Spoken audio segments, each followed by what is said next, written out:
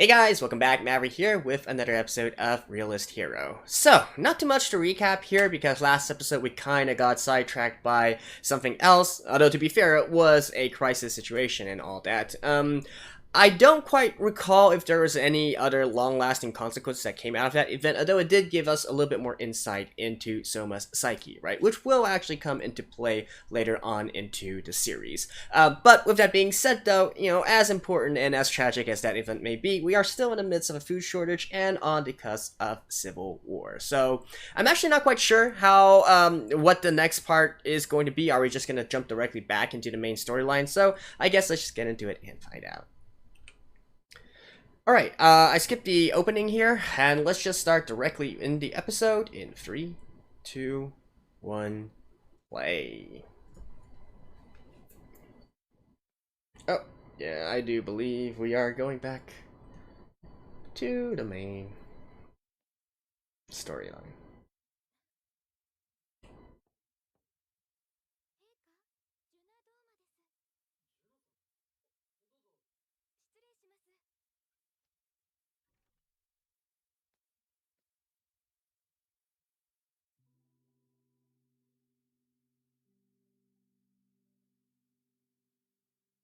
You gotta love how he always wears the same thing all day, right?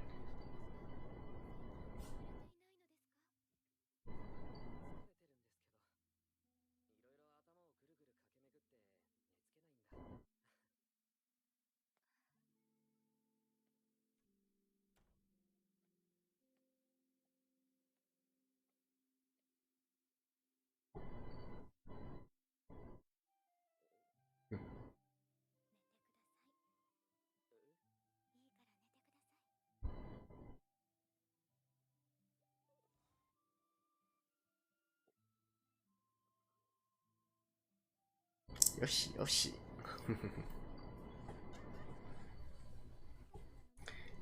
I wonder if they're gonna get a little bit... Ah, okay, yeah, they do.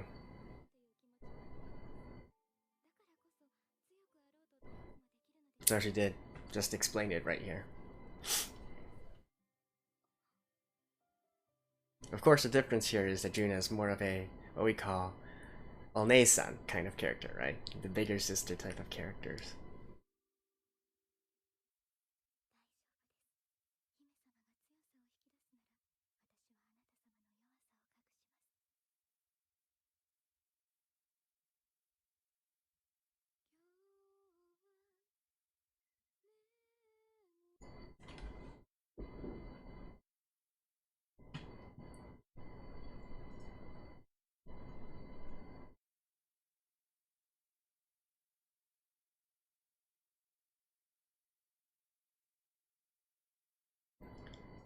Alright.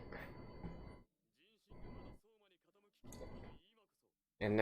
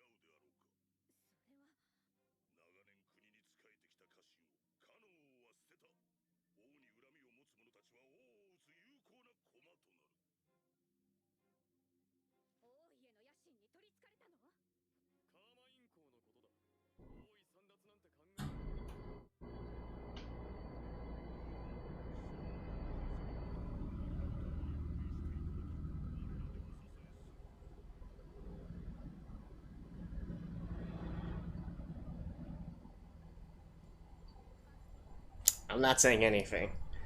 Saying anything would be spoiling stuff.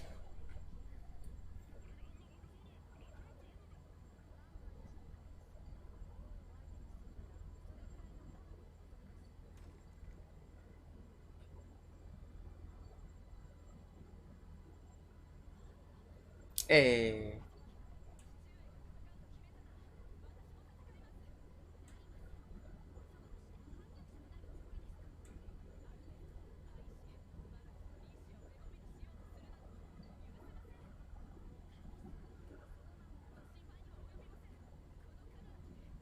Of course, it's the redhead that is that has a fiery temper, right?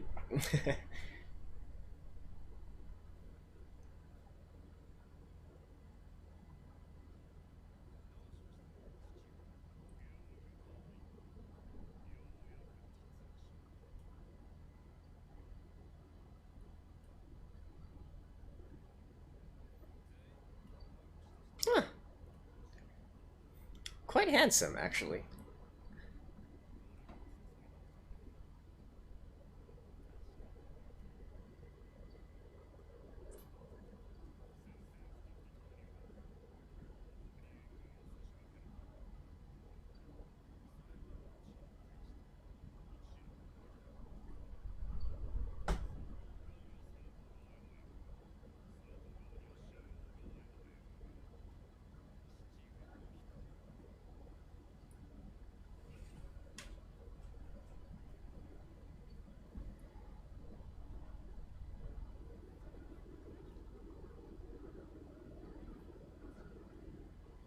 I actually don't quite remember like what happened with Roroa. I think I didn't get that far yet.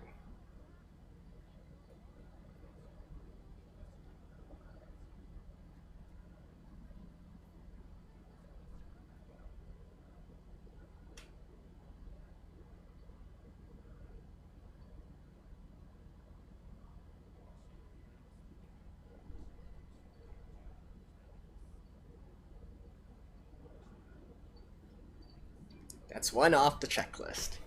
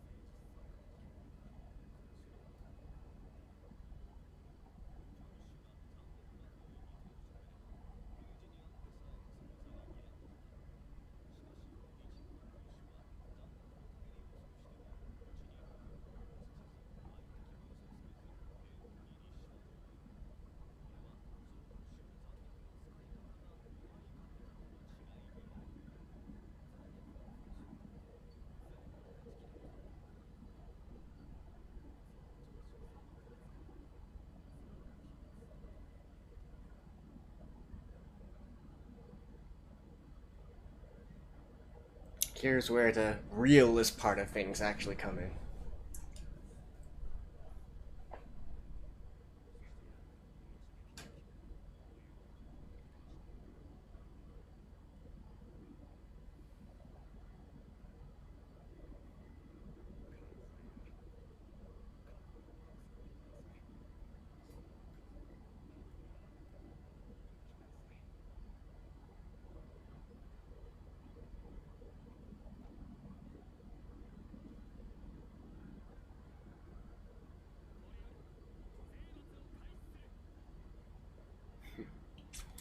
Although, of course, there is actually an order of operations there. It's actually quite interesting. The first time I read that in the novel, I was like, huh, the author of this really likes to operate on some, principles from Chinese history and all that.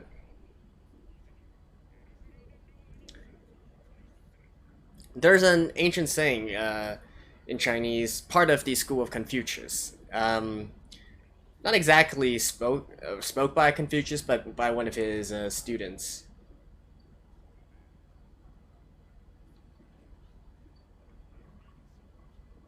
Hold that thought.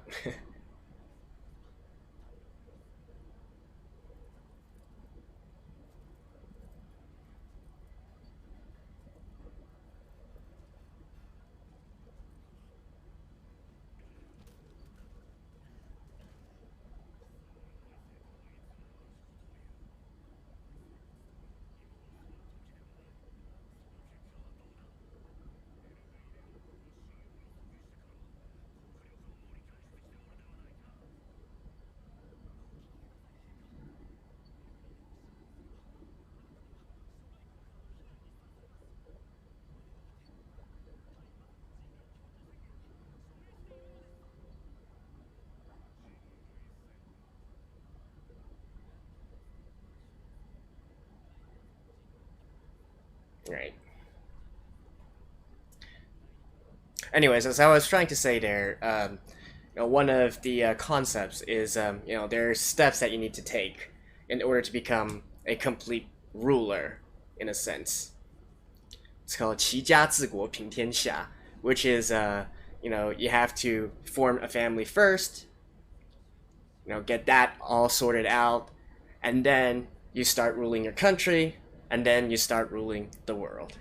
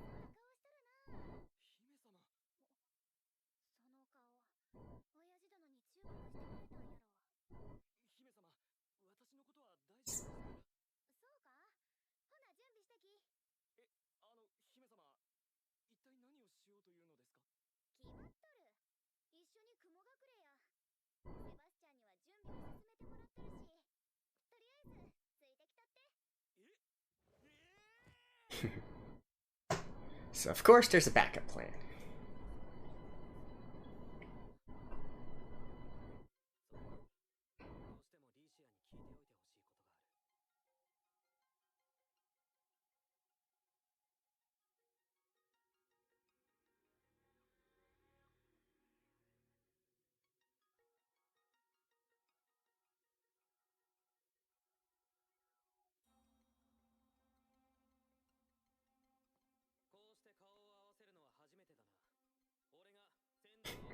I love how they have FaceTime in this world.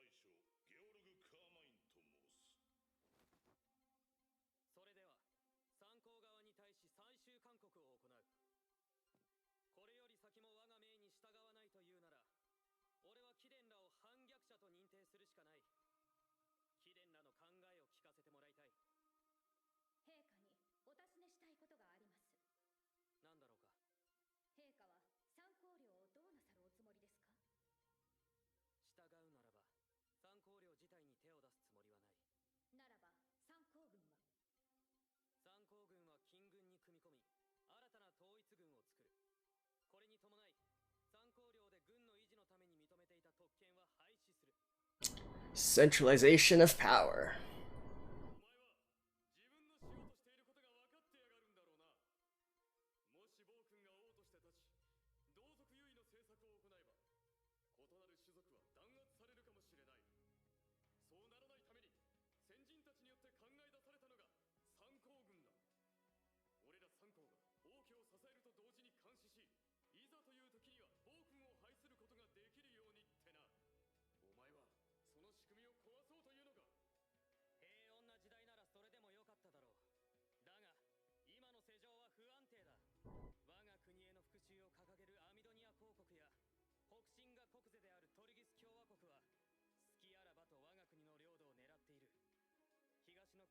Oh, this is of course what also happens throughout history as well, using the guise of national emergencies to take over, you know, unconditional power and whatnot. It's the same even in democratic nations as well.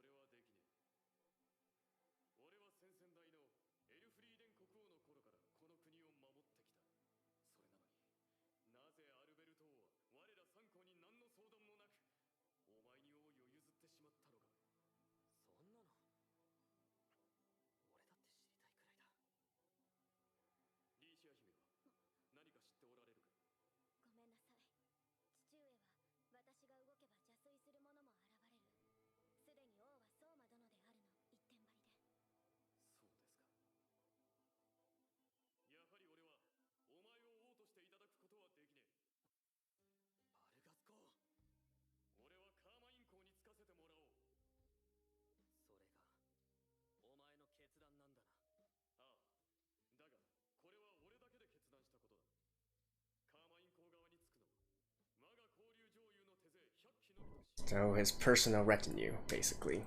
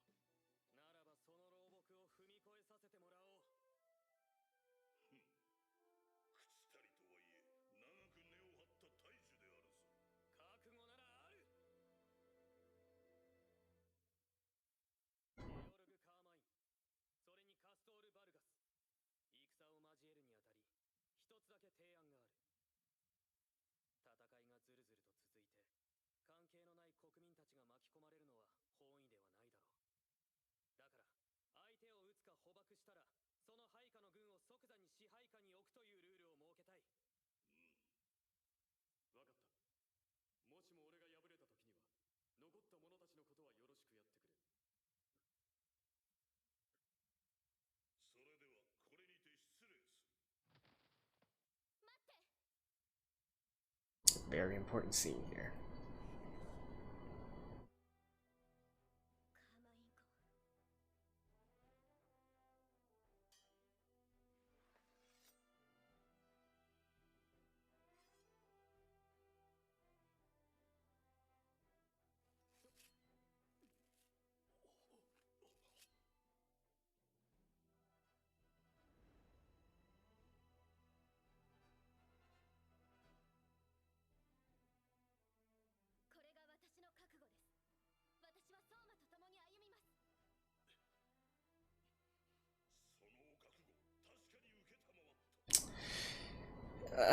This scene doesn't... We'll talk more about this after the end here.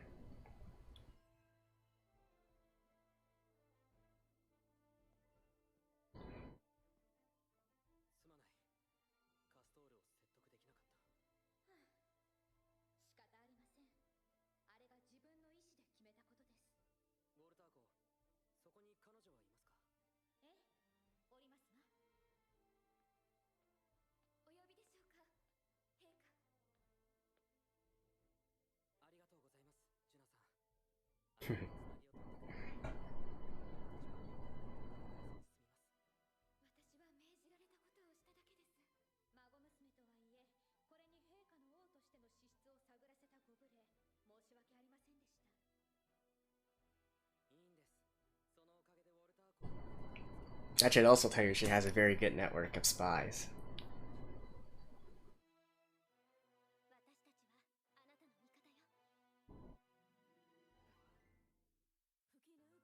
Alright. So, I will talk to you guys after this.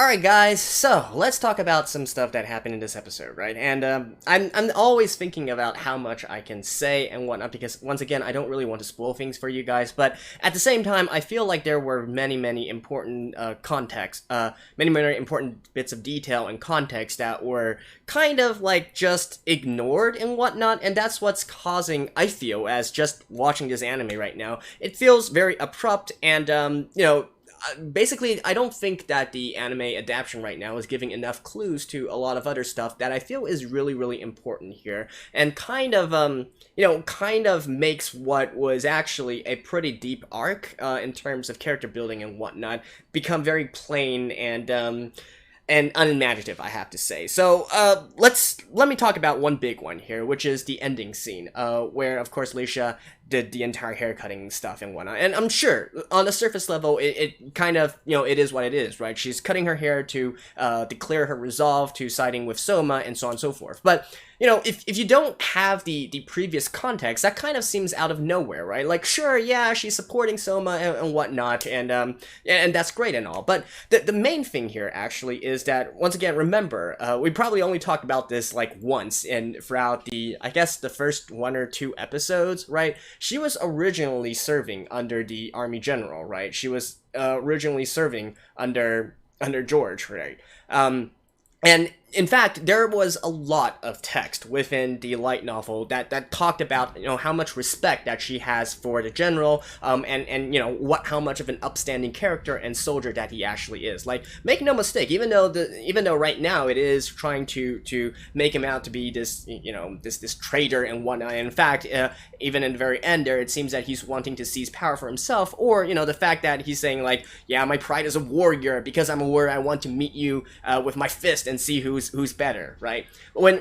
And sure, that might be true and all, but what I want to draw attention to is the fact that Leisha actually has nothing but the utmost respect for him, right? And she talks about this a lot with Soma as well. And this is also part of why Soma decided to have a conversation with Leisha before, having this meeting and whatnot. And I guess perhaps next episode we will have a flashback that talks about that part, but I don't quite I feel like what happened in the light novel was that, they had this entire conversation first, right? It was really building up, George's character. And so really it turned out to be like really a puzzle as to why George is doing something like this at this point. And also it brings much more context to why Leisha needed to go out there and state her resolve. And actually that was the scene within the light novel as well, when I really respected and got Leisha's character, if you will. And that's also part of the reason why I don't really quite agree with the sort of bubbly, sorry, not quite bubbly, but at least a little bit more girly kind of character that they've given to Leisha in this adaptation here. I feel like, to me, this was a defining scene, actually. She's so much soldier-like. She has the utmost respect for her former superior, her former commanding officer, George, and before Soma actually made this decision, he had to talk a lot with Leisha about, are you going to be okay with this, right? Because he knows how much respect that Leisha does have for him and whatnot. And so that's why this scene actually shocked everybody as well, because, not only it's the fact that it's a princess and she's cutting her hair and all that, but also because of the context that she holds George in such high regard, right? And so to actually just stand there, like, so firmly and saying, yes, you are wrong, even though I respect you, and you are my former superior officer, I am siding with Soma here, and that is my final decision, right? She's actually making a big decision here as well, and I feel like, the adaptation here kind of just glossed over it, and like, again, it's almost like she's just this girl who is supporting Soma and, wiping material and all that, but really, it's really talking about so much more in terms of her character and the resolve that she's showing here is quite serious, right? It's not a laughing matter and whatnot. So that, I feel, is a little bit lost in the adaptation here. And also, the character building of George as well, right? And his character and so on and so forth.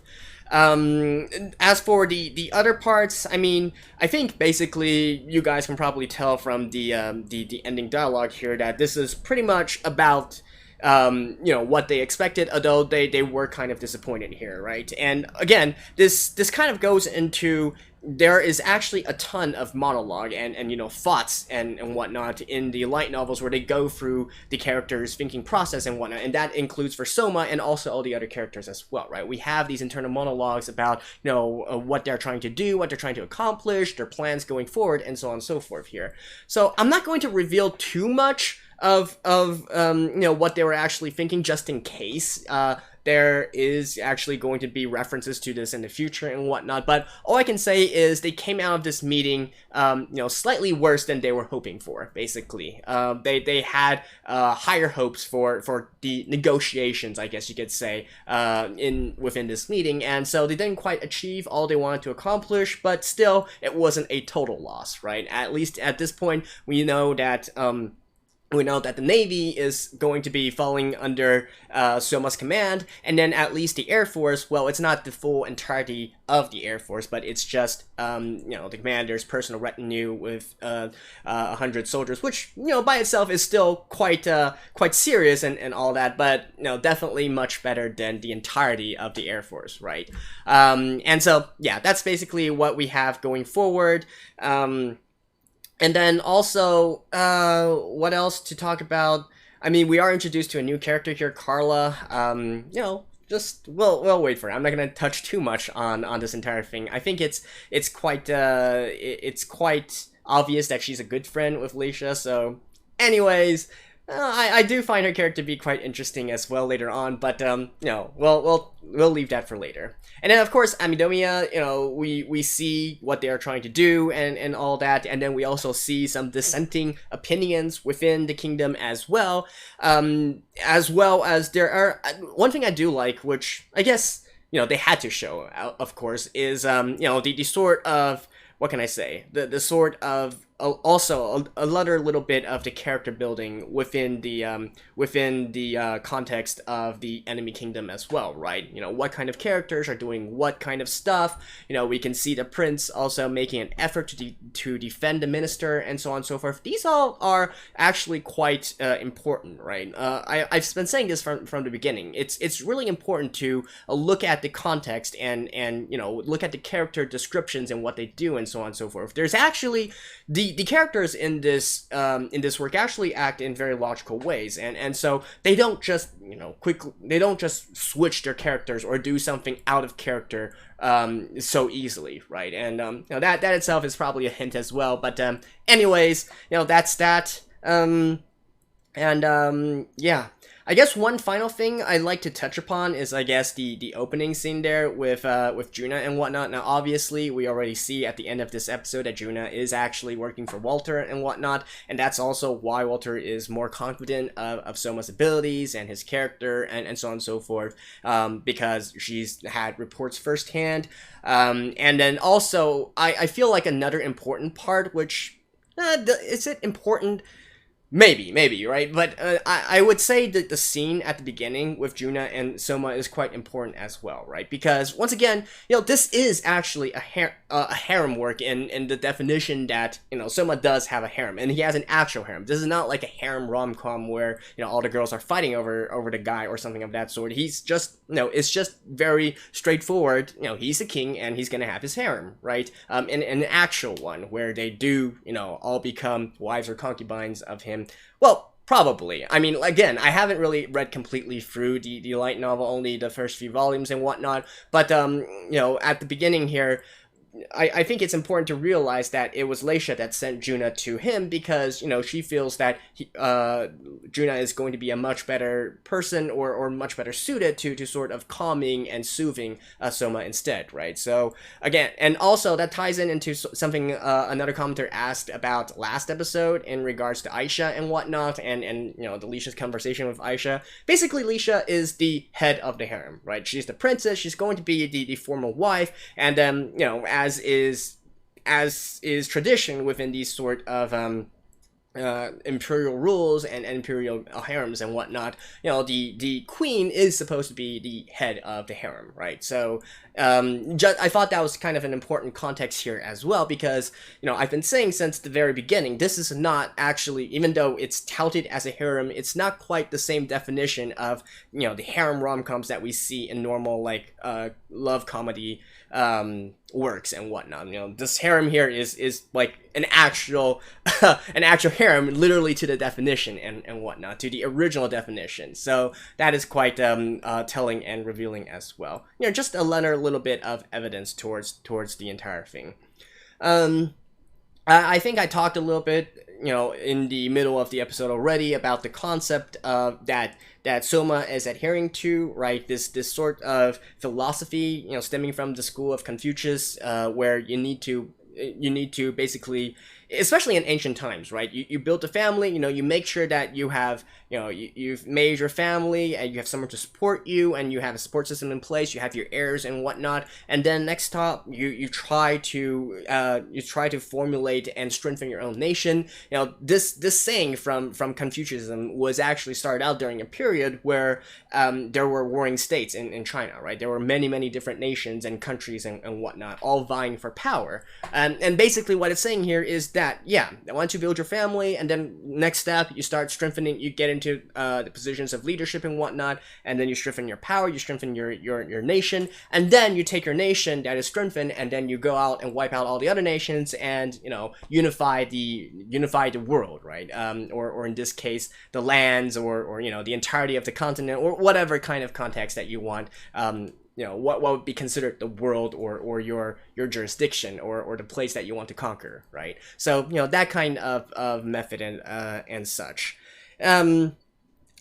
So I mean, again, this is not the first time that the author has made references to sort of like Chinese philosophy or Chinese generals and so on and so forth. It does have a unique blend, I feel. One thing I really like about it is that it has a good blend of both Eastern philosophies and Western philosophies and merging them together, right? And so that is how we get this sort of a work, and to me, that is also one of the strengths and interesting parts of it as well. So yeah. Anyways, that's it for now. Thank you guys. I will see you guys next week as well. Stay tuned. Bye-bye.